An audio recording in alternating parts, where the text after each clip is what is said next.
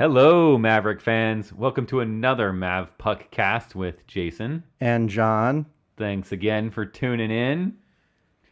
So, John, getting started our usual way. What are you drinking? I am drinking hot apple cider Ooh, that your wife made for me. nice. Very nice of her. Yeah, it's very good on a cold day like today. And well, I guess it's not actually snowing, but it did snow last night. So. It did. It didn't snow as we didn't have snowmageddon like they were predicting, but Yeah, it's we kind thought of the world was going to end and we got like a dusting. yeah, it's mess. It's kind of a little icy Yeah. but yeah, not bad at all. So Not yeah, much so bad. she fixed me this lovely hot apple cider. So Yum. good stuff. So, since we learned something this weekend, we def- learned Oh yeah, we definitely did. that this segment, well, the bane of some of our listeners, Yeah, people give us is apparently very effective. Yeah, people give us crap about this, but it works, people, because in the last episode, Jason decided to put a hex. We tried to jinx Johnny Walker. Yeah, Arizona State's Johnny Walker, top scorer in college hockey. And for those of you who weren't at the game, he got blanked. He Both did. games. He did get blanked, and that's because you drank Johnny Walker White. That's right. You had a shot of it at the end of last week's episode, trying to blank him for this weekend. And it paid off. It did. So, since it works, I am going to crack open some generic Coors Light in an attempt to hex or jinx next week's opponent, Caro College. I'm glad it was the easiest Colorado-based beer that you could find, wasn't it? It was the most low-level, basic thing I could get to. I was like, man, I got a lot of Colorado stuff, obviously, being from there. I've just grown up, as long as I could drink. Right. Drinking stuff from there. So I was like, oh, I got a lot of choices here. I want to go with something generic and basic for these guys because They're pretty generic and basic. hopefully they'll run a very generic system and we can just pick it apart. I hope we can too. All right, how do you get one drink in there before we get going? Oh my gosh. Oh. All right. I apparently got a little spoiled with some good stuff there. Yeah, exactly. Forgot what Coors Light out of a can tastes like. Oh. So Jason, you and Bridget decided to, get charitable on Twitter. We did have a little bit of a giving string to us this holiday season. Yeah, didn't I we? know. I can't remember. Was that Thanksgiving? That was Thursday, wasn't it? I believe it was Thursday. It was either Wednesday or Thursday. I can't remember. I was taking a nap whenever it was, and then I You get were on in a Twitter turkey and I'm coma? like, Bridget, what did you do? Who gave her the password to the account? Exactly. So Andrew Bell, who is a sports editor for the State Press Sport, he was involved with the production of the Arizona State broadcast when we played down there in October. Oh, okay. So he's not connected to UNO. No. Okay. But, he was one of the things he was trying to do was he was trying to raise money because the California wildfires have kind of hit close to home for him. And so his uncle is the superintendent of schools in Butte County in California. So they were trying to raise money to help the students who were headed back to school from having to deal with those wildfires. They were affected by the Camp Fire wildfire in California, right? Yeah. I'm pretty sure. Yeah, I'm pretty sure too. And so Bridget saw this because we follow lots of people on Twitter from around the world of college hockey and the institutions that we play. And so Bridget said that she was going to pledge $25 for every goal that UNO scored this last weekend against Arizona State. And then she tagged you and she tagged Connor in the post.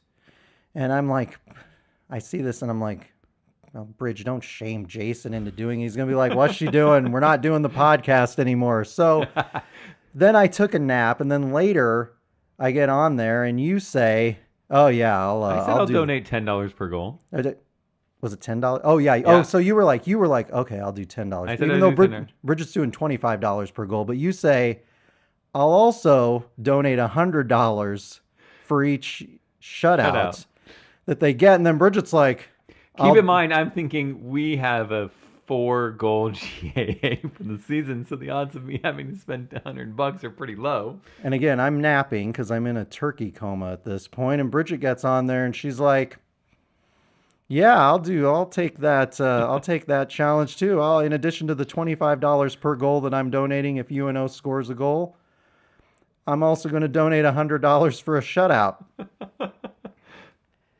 Then Saturday happened. And then this happened. Yeah, exactly. I guess the big question is I know Evan's fairly active on Twitter because I've seen him like stuff and he's retweeted some things and stuff. Do you think he actually heard? I mean, I actually saw our tweets. I'm looking at Bridget during Saturday night's game, and I'm like, really? And then I'm looking at you in the row behind us, and I'm like, nice job, dude. And Bridget's like, it's money well spent to get a sweep over Arizona State, especially after what happened in October. Yeah, and to get the shutout on Saturday. So it was a big one. So, I'll be interested to see if you two decide to keep this going all season. This, if UNO starts, getting successful, winning games and pitching shutouts, If it costs $100 per shutout and we can just shut out the rest of the season, I'd gladly give $100 to a charity every $200 every week. Yeah, exactly. I don't know where I'd find the money yet, but if that's what it took to get us and this is the that'd be pretty amazing. And this is the kind of dedication that we have. Yeah. As UNO hockey fans, don't ever doubt it. Evan's out there. If he's out there reading/listening, he can pick the charity that I give to. I know we've got superstitious drinking games to hex other players, and one of the top scorers in the country didn't score. And now this. So, all right. So let's talk about our series against ASU here. That was a great series. Yeah, skating away with 2 wins, I'd say so. It was. Although we established we're not skaters since we both picked the split, and we were both wrong. We were.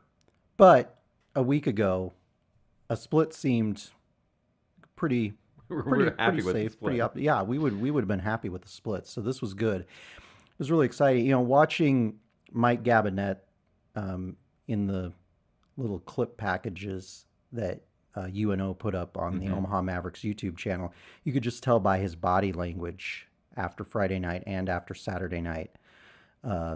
This series, you could just tell it just looked like a weight had been lifted. You could tell he really felt good about how the team had played, and I think the fans felt great about how the team played. Yeah, it was a good series. Yeah, as a fan, I thought the guys really, they really came together. They skated hard. They played with a sense of urgency. You could tell they were a team on a mission this weekend. Yeah, they were committed. They skated hard. They got loose pucks. They won the little puck battles and stuff. And that was something I thought we were losing a lot of the 50-50 battles for a puck in a corner or something. Like we just always seemed to lose the short end of the stick on those things. Absolutely, the play in the defensive zone was really good this weekend. Passing was a lot better this weekend. Yep. I think third period Friday night we started to get into our old ways, unfortunately, and there was a little bit of it on Saturday. Right. But for the most part, they were passing the puck well. They were moving well, skating, like you mentioned. So played a little bit more physical game, yeah. So I think the big thing that probably stood out to a lot of fans on Friday's game was the 2 game misconducts, losing 2 players. Sure. One of which, Ryan Galt, unfortunately, we lost for Saturday's game. His suspension went beyond. So what do you think of those 2 plays? And do you think they were warranted? Do you think? I think I'll be honest with you. The Jalen Schultz, that was the first 5-minute. Yeah. And I didn't really see what happened on that play. And to be honest with you, I didn't see what Galt did either. Okay. Maybe I was looking at my phone. I might have been tweeting about this on Twitter. So I didn't really know. Obviously, you never like to take 5-minute majors as a team. But what was really impressive, I thought, was the fact that they went through roughly a 10-minute period there. Yeah, they were. It wasn't like it was a 5-minute in the first and a 5-minute in the second. I mean, they were They overlapped. They were back-to-backs. Right, they killed off both of those. Yeah. Which was... And as I explained to people sitting around us, it's score as much as you want on a 5-minute major. Absolutely. So that was big that they were able to kind of weather the storm. And right. I believe Recovering Ops on Twitter pointed out that those were the only 2 penalties that UNO took on Friday night. Is that correct? I'm trying to think. I don't know. That was a pretty astounding stat when I saw that. He tweeted that out either Friday night or Saturday morning, so I wasn't altogether sure. And Jason's probably looking at me like... I'm looking it up. Yeah. Yeah. Yep, those were the only 2 penalties that Omaha took on Friday. I mean, you took big ones, but... Yeah. Well, in a game that was, kind of back and forth like that game was, that was big to not, spend any more time than that in the box. Well, and I think if you looked at the number of shots between the 2 nights, you would be surprised to know that we gave up more shots on Saturday than we did on Friday. Yeah. Even though we gave them 10 minutes of a power play, basically. Yeah, it didn't feel like that on Saturday night, but it was impressive. We gave up 44 shots Saturday night. Evan pitched the shutout. Yeah. First shutout in 2 seasons. That was so cool. I think the only thing I can remember that was better for Evan was when he got his goal. That was pretty cool too. But seeing him get his shutout was pretty awesome. No, that was big for him.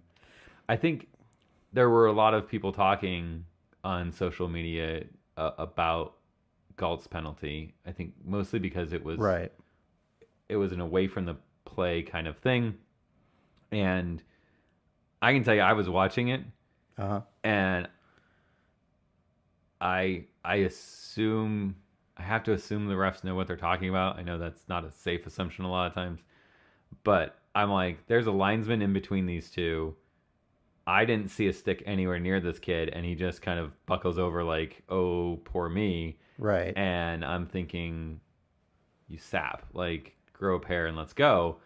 And I when they mentioned bunt ending, I'm like, how is it like possible? Like the physics of this. Does he have a curved stick? Does he play with something? I don't get it. Like I still can't really fathom like how that happened. It must have happened, but I just... Well, and I wanted to go back and look at it on the, archived game on NCHC TV, and they didn't show that. No. Because, so the camera that they pinned to apparently was focused somewhere else. Yeah. Now, the NCHC has access to the entire bank of video, so every camera gets recorded 100% of the time. Okay. And so, in theory, they could go back as long as one camera was pointed in that direction, which you can imagine it probably was. They'd be able to go back and review that. I know it's something, there was a spearing incident a few weeks ago and stuff, and they review those types of things. And they really need to and want to get that stuff out of hockey in general, not just college hockey. So I can kind of understand it. I know a lot of people on social media that I was reading were just kind of hard on Ryan for doing that, to go kind of out of his way. And they were pretty incensed about it. I mean, you never like, a player to go to the box for 5 minutes. You don't like to have to kill off majors in a game. Right. So obviously, you don't want those situations to happen, especially with your kind of senior leadership. Yeah. However, sometimes in the heat of the game, especially playing this team, I mean, that series down at Arizona State last month was... But these, for not being in the same conference, this felt like a conference game. It does. It feels like there's a real rivalry developing between these teams, and emotions were high. And so, I mean, sometimes that stuff happens. So I don't really, in the heat of battle, these things can happen. I don't really fault the player. Yeah. I think the downside, a lot of it was just that he came off the bench. He wasn't on the ice when the initial incident happened. For those of you that, I guess we can kind of explain the play just in case maybe people weren't there or something. The Arizona State player had, in my opinion, didn't even look to attempt to stop and just steamrolled Evan. He took out Evan. And Galt was on the bench. Galt came out for a change, challenged him when the linesman was taking him over to the box, and that's when this altercation happened. And I've talked to a few people. For me, I think that the real downside was that no one on the ice, none of the UNO players on the ice stood up to that. Like, I guess maybe I'm just old school, but in my world, like, they run your goaltender, all like gloves off, everything's out the window. I mean, that guy would have just been pummeled and meleeed and tackled, and I don't care how many linesmen and referees you have, it would have been because you protect your goaltender, and I think to a certain extent that was Ryan protecting Evan. But Jason, they're trying to play more disciplined. We're not going to the box. We're not taking cheap penalty type of hockey. And here's the thing. But when you run my goaltender, everything goes out the window when you run the goaltender. I know, but again, they took out Wenninger. Mm-hmm. They were getting ready to go to the box. You had, we were already on the 5-on-3, so you had evened it out at 4-on-4 at that point for a couple more minutes, and then they're going to get power play again. Right. So then he gets his penalty, and then you're having to do this for another 5 minutes. Yeah. So, but I know. I won't fall. I'm not one that's going to say that, I think he served his suspension. He did his time. I don't get too worked up about that stuff one way or another. I know some fans do, and that's fine. But that's. I mean, I tell them keep your cool, but quite honestly, I like the edge, so keep going. Look, I like to see those players. That's the one thing we saw this weekend was we actually saw those guys play with a lot of heart and a lot of emotion and a lot of passion, and that's what we've been wanting to see this season. But not so much that they're out of position. No, exactly. Yeah, exactly right. There's that fine line, and I thought they rode the line pretty well. Yeah. So. And there were some good performances this weekend. Yeah. I think there's some things still to figure out. We had Tyler Weiss back. That was a pleasant addition back to the team, and it may not have shown up on the stat sheet, but he made a lot of really good plays though. Yeah, he has really good puck awareness, and he has really good presence on the ice, especially Friday. Yep. I think the challenge was I noticed a lot, not so much on Friday, a little bit on Friday, but a lot on Saturday, that he had the puck, he'd get into the zone, he'd make a move, and then, I mean, he's just like on an island by himself. Yeah. And it's like, now I've got to make another amazing, dangle between a defenseman's legs or something because I've got no one with me. Right. And so I think coach needs to work on lines a little bit with him. Well, and I think he'll, once he's, got a little bit more game experience and more experience with these guys over the course of the next, month or two, I think he'll mesh in better. He'll find someone he has some chemistry with because I don't know that you really want to mess too much with the Olsen-Morelli line. Does well. We've had Ward on it for a while. I thought Ward did really well on that line. That line played really well. Connolly this weekend on that line, and I think Connolly still fits in there, really, really well. I was telling when we were standing in line to get some beer at intermission, I was telling Kevin Shreves I was talking to that I really think that they need to put Spinner on a line with Weiss. I think that Spinner's been a little bit. I'd like to see him get a little bit more production, and I think that having a playmaker like Weiss on his line could make things happen. So I'd like to see that. Gavin, if you're listening, that's my request. Put the two of them together. Let's see if this works. I'm sure he's going to implement that this week. Yeah, I'm sure for the Colorado College Cheers. But the upperclassmen, not as much as my wife listens to me. But the upperclassmen were impressive this weekend. Yeah, I thought Riley Alford had a great weekend. You got a shorthanded goal. I take that. And that was a big goal. That was a nice play. That was a great very nice steal. Play. Right, good puck awareness in the neutral zone. The corner. Yeah, absolutely. He picked that guy's pocket. Yeah, takes it in. That was huge because that put us up 2-0, 2-0 if I recall correctly. It did, and we were 200% on the power play when you figure we had a power play goal and the shorthanded goal. That is nuts. Travis Cothenbutel got his first career goal. Yeah. For UNO, the guy with the really long name. It was big, and that came at a good time on that team. That was big on Friday. We were getting on our heels a little bit, so that really shifted things back in our favor, just enough to kind of push us through. And as I said, Riley Alford, he was working behind the net. Yeah, he slipped the puck across the crease, and Cothenbutel put it in. It was a beautiful goal, and I think that got the team going. Mm-hmm. And that was that Friday game. If you look at the third period, we give up that shorthanded goal. Yep. And we're down 4-3 at that point, if I recall correctly. And you're a little bit worried. Are we going to be able to pull Yeah, because it'd been such a good game for UNO up until that point.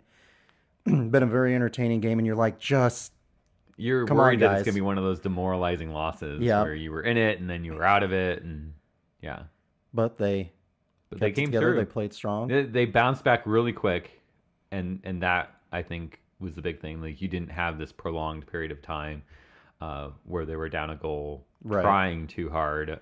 They start to grab their sticks a little bit harder. They start to try to force things a little bit more than they would normally do.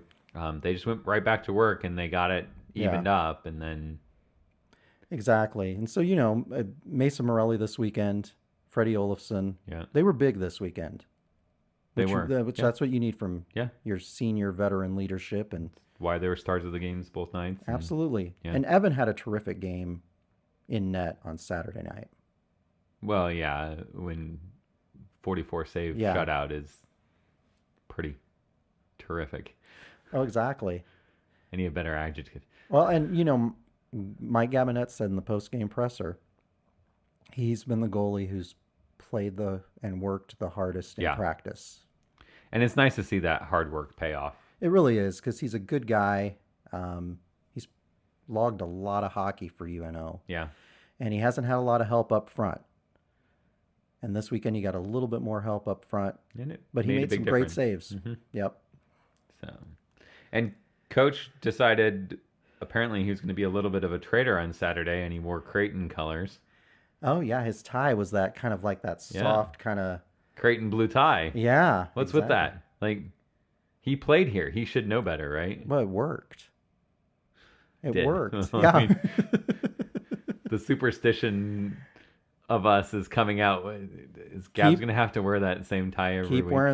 Keep wearing that powder blue tie. That sort of brown tan striped tie he had on Friday, and keep wearing that baby blue tie that he wore on Saturday. And you should show up in a hoodie like some of the professional football player coaches. Exactly. But here's the thing, Jason. I don't see him wearing a hoodie ever. I know. All right. We're 4-7-2 now. Yeah.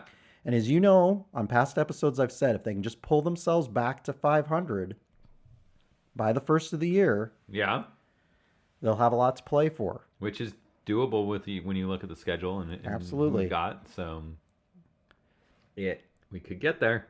Exactly. 6 games before January 1st.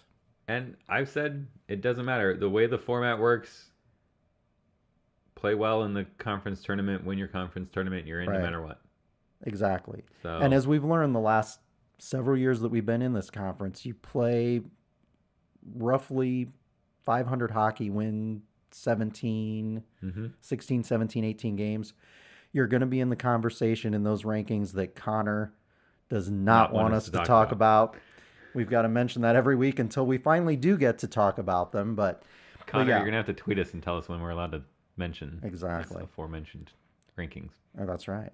So the Mavs made gotta be soon. The Mavs made a statement against Arizona State. Yep. That was a big win. They need to take that energy into Colorado College next weekend, because that's a doable series for UNO. So let's talk about the promotion that Nebraska Omaha is running. So if you are interested, if you like Maverick hockey, or if you listen to us and want to know what the heck we're talking about, right? UNO, for their Cyber Monday deal, is doing 4 seats for the second half of the season, every game, for $200. Right. And as you told me before the show, I think your wife looked this up, it starts with Alaska Anchorage. Yeah, they mentioned that when they mentioned the promo on Saturday. They mentioned it starts with the Alaska Anchorage series. So that's the series that's kind of the New Year's weekend. Yeah, that weird one. It's like Saturday, Monday. Yeah. And it's like noon on Monday. Noon on Monday, which is, that's a weird time. By the way, I'm not coming to work on Monday, just so people know, on the 31st, if my boss listens to this. Yeah, if you do go to work, I'm going to give you a bad time on the following podcast. So I know. So that's a great deal. What did we figure? They're getting 10 games? I think we figured it was 10 games, right? For $200, 4 seats. 4 seats, $5 per ticket per game. That is an amazing deal. Now, as a season ticket holder, Jason, and these are the kind of discussions we had during the years that they played downtown. When we were at the Clink, right? Right. The question is, you and I both sit in the upper bowl. You have 4 season tickets. I have 5 season tickets. Okay. How does it make you feel having these kinds of discounts for people who are kind of the Johnny-come-lately? Yeah. I understand the position of the university. I understand the need to fill the seats and you want... Get people there, sell concessions. Right. Especially for a school like Omaha where I don't think anyone in the athletic department thinks that they're going to go in selling out basketball, volleyball, soccer. You're not going to sell out those. Those are not your prime time sport. Your A1 sport is hockey. And so you really want that sport to turn a profit to help support the other sports. It's the same thing at Lincoln. You need football and volleyball and basketball to turn profits to support some of those other smaller market, smaller venue kinds of sporting events. So I get where they're coming from. I get the need, and I think it's a great promotion. I think that people who are interested in going to games really should jump on this, because in all my years of going to hockey in general, and any hockey, I haven't seen a deal this good comparative to what it costs a season ticket holder per game. Because we pay about $300 per seat to sit in our section 216 in the upper bowl. So I'm paying roughly $1,500 per season for my season tickets. You're paying slightly less than that. You're paying like $1,200. It's the same cost per seat. Yeah, and obviously we get a discount because they haven't, when they don't use the home playoff tickets, that kind of rolls over. And we assume that these, I haven't seen anything that outright says it, but we assume that these does not include any. Yeah, we're assuming this is just the regular season.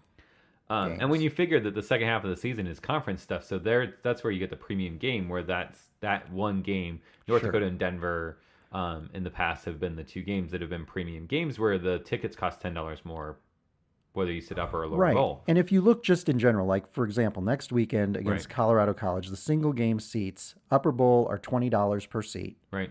Lower bowl are $30 per seat. And then when North Dakota comes to town, $30 per seat for upper bowl, $40 per seat for lower bowl. So they're getting a pretty severe discount. Right.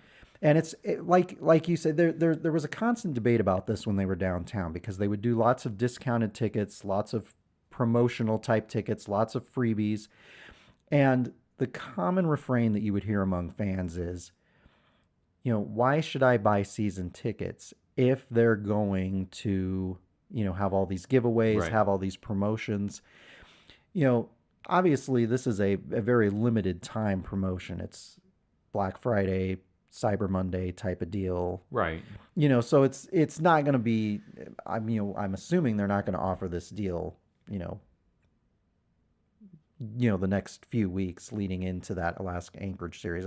Maybe they'll extend the deal, but it's one of those things where you could get a little bit cynical if they start doing this too much as a fan, because you could start to say, does that devalue me buying my season ticket? Granted, you get your good seats that you got to pick out, and because you're a loyal season ticket holder, you have an opportunity to upgrade before everybody else does, and you're getting a full season of tickets.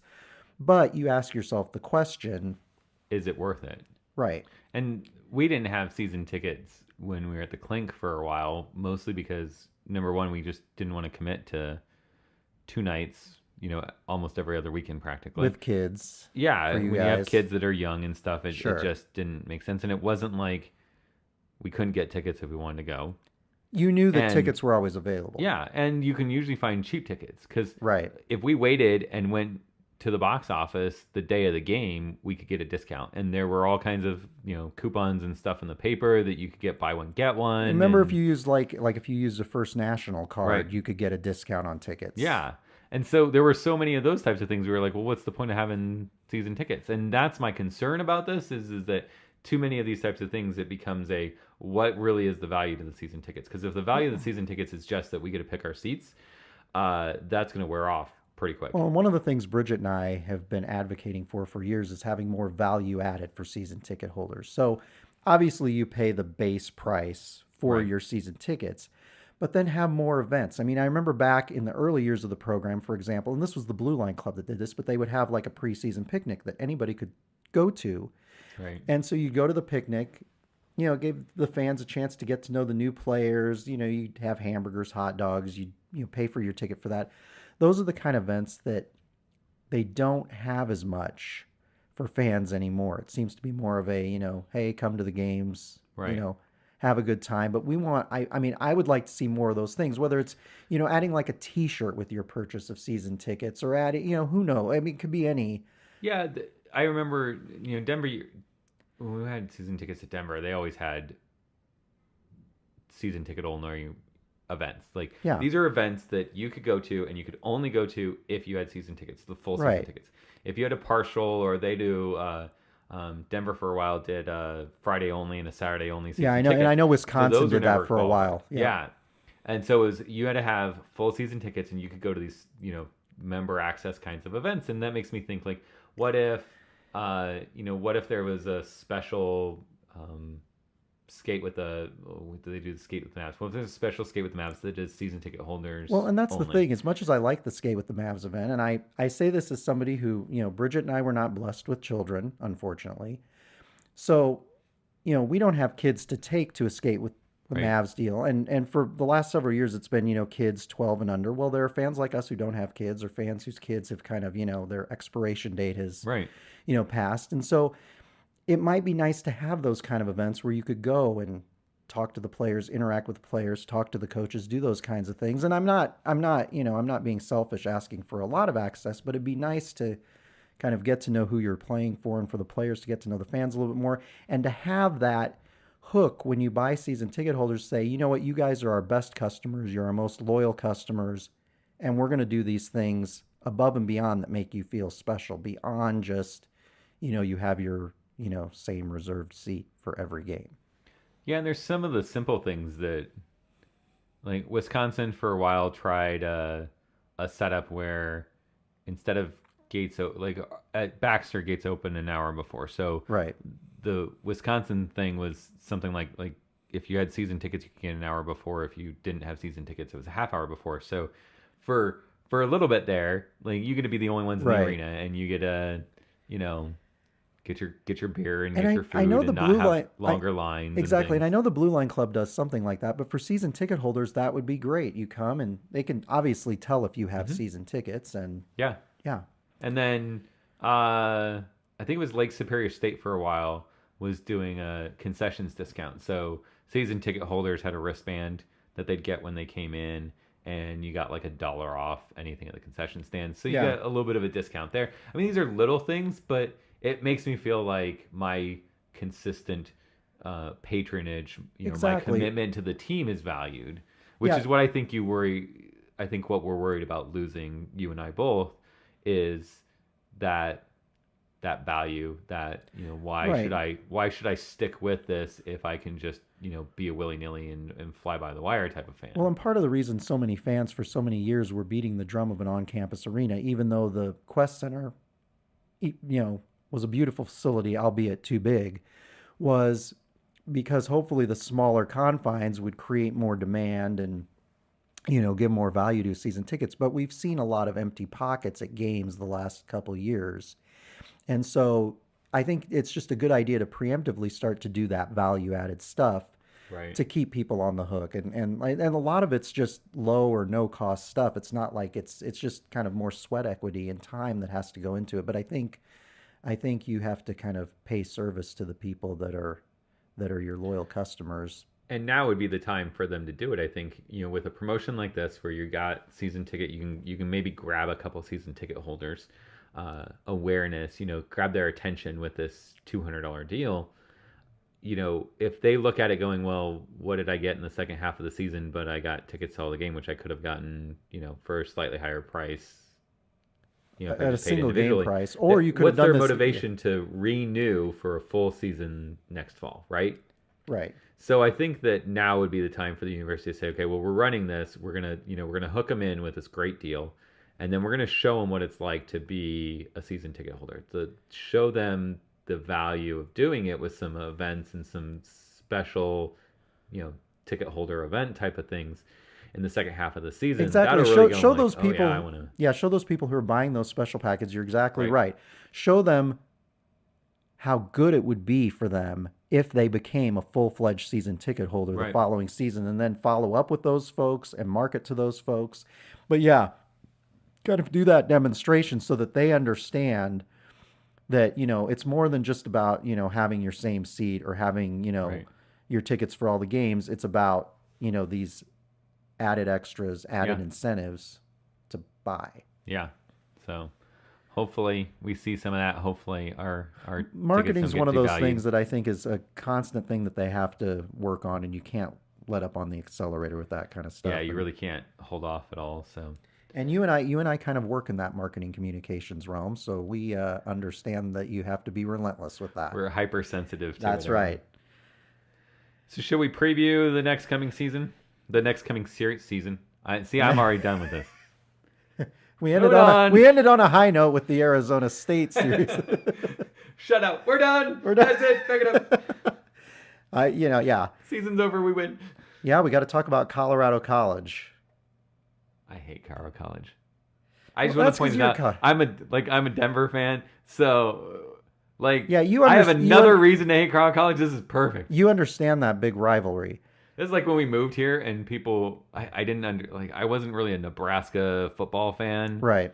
But at the time, Nebraska was in the same conference as Colorado, and being a Colorado State alumni, I did not need another reason, but I was happy to take another reason to hate CU. Oh, absolutely. That was a big rivalry. It was.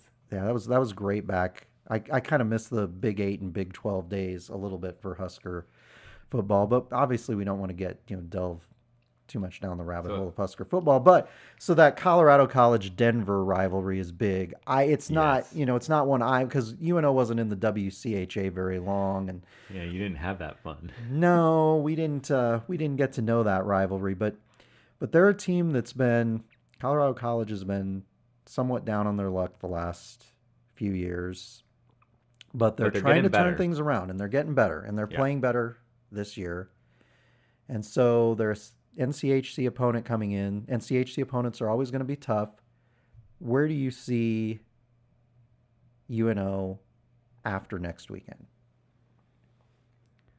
Are you asking me for my pick? Well, that did kind of sound like I was doing the prediction already. Let's talk a little bit about the team. Let's rewind a little bit there, since words are just kind of flowing out of my mouth. Have you looked at college? Did Colorado College play this weekend, or did they have the weekend off? They were off this weekend. Yeah, I know a number of NCHC teams were. Right.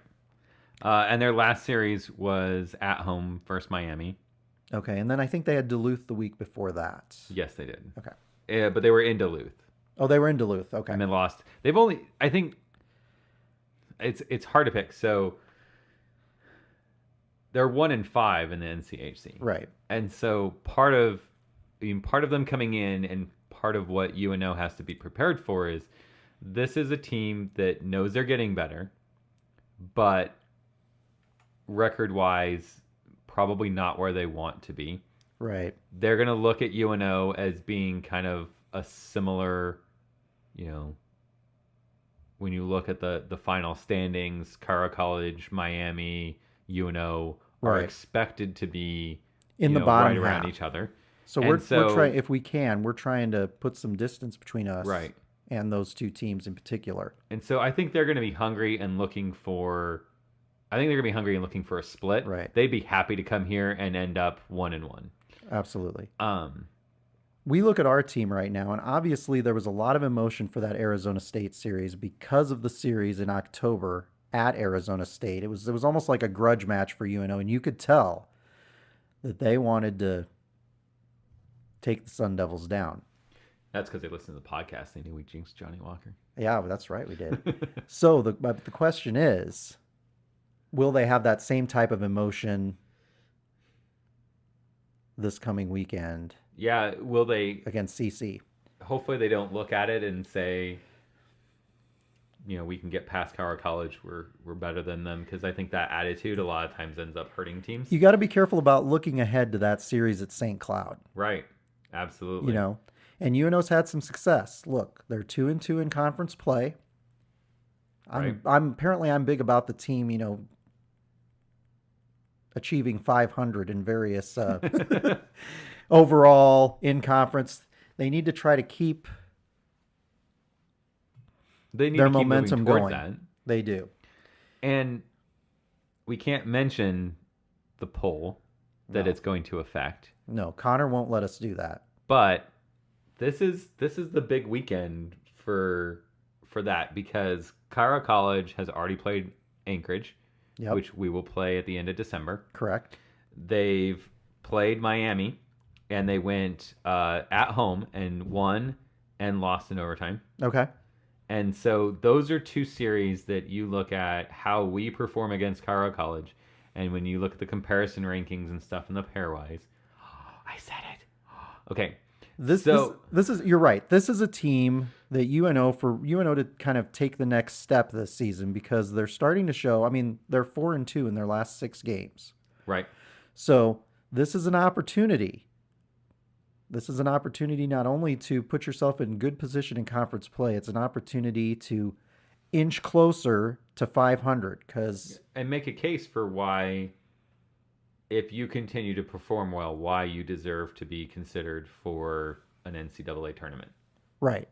And a sweep of Cara College at home will go a long way towards putting you in a position where you can compete for home ice. I think a split, and we're going somewhere for the first round. Right, because not that long ago, people were like, it basically looks like we're not going to get home ice. But you get a sweep against CC. Western Michigan's struggling. Yep. You sweep against CC. You've got Miami. North Dakota has been struggling. I don't know how long they'll be struggling, but they haven't been performing. You haven't played any of your games against North Dakota. So right. The big thing with North Dakota is regardless of how they're playing, you still have the opportunity Correct. to put some gap between you and them. As opposed to like Miami, we've already played 2 of our games against them. Yeah. They're not one of the teams. We played them again there. So, yeah, because there's some teams where we only play home. Yeah. There's a team that we only play home, and there's a team that we only play away. And so they're not one of those, so we don't have to worry about that. But, yeah, I mean, you don't get a whole lot of opportunities at these types of clubs. So you really need to capitalize when you get an NCHC team. Absolutely. So, all right, so now can we jump to predictions? Yes, let's jump to predictions. Do you want me to start this time? Yeah, you start. All right, I'm going to go with the sweep. So I don't know what you're going to do, because I'm already taking the optimist role. You knew I was... Yeah. You knew damn well that I was... I think Gabinet's got the guys' heads in the right spot. I think they look like they're playing well. I worry a little bit about the ego. I worry that they know they're playing well too much type of situation. And I'm a little worried about the events and stuff that they have coming up their week. I hope that their week isn't thrown off and it doesn't kind of throw off their rhythm. But I think Cara College is struggling. I think particularly their goaltending is a little lax, in my opinion. I think they're vulnerable back then. And if we can chip and chase and we can get some space in the offensive zone, there's room to score goals. Colorado College is definitely a beatable team. Yeah. And they're a team that if we want to take the next step, we want to turn the corner this season, because after this weekend, I think the guys are fully committed to doing what Gabinet's preaching. Gabinet's a smart coach. He's a good coach. And so I'm going to predict the sweep too. So you and I are doing apparently we're just doing, congruent picks each week, since we both picked a split last week. That's right. So I'm going to go with the sweep this week, mainly because I want to see a sweep this week. They need a sweep, and I'd love to see us at 6-7-1 going into that series at St. Cloud. But we can't look ahead to St. Cloud. But boy, it'd be great to be in that position. It'd be a really good position for the Mavs to be in. I think so. And so it's all part of my master plan for this team to find a way to pull itself back up, be hovering around 500 at the first of the year and ready to make a run in the second half. We've got Tyler Weiss back in the lineup. Woo! Yep, we're both fanboys. And I'm excited with the way the upperclassmen played this weekend. Yeah. I'm excited for Evan Wenninger to get that shutout, the first shutout in 2 seasons. He's a good guy. These are good players. Yeah. And they all did well. Absolutely. So with that, wrap up and... Yeah, well, I mean, thank you, Jason, for being my partner on this podcast again. I'd like to thank the folks for listening to the podcast. If you'd like to listen to any back episodes of the podcast, and you should listen to back episodes of the podcast, because I've had a bunch of people say I haven't had a chance to listen to your podcast. Well, you should. They're all online. You can find them on our website, Mavpuck.com, under the podcast tab. They're all there. They're all very easy to listen to. You just put your headphones in at work. Nobody will notice you're doing something else. Plug it in on the drive to work. Yeah, you might have fun. You might learn something. You'll have fun. Trust us. Yeah, and be sure to follow us on all our social channels, on Twitter, on Facebook, and you can find the links for those at Mavpuck.com too, and we'd love to interact with you. We'd love to take some questions, even though nobody seems inclined to ask us any questions, but we'd like to do that. So, any final thoughts, Jason? Nothing for me, John. All right. Stay classy, Omaha.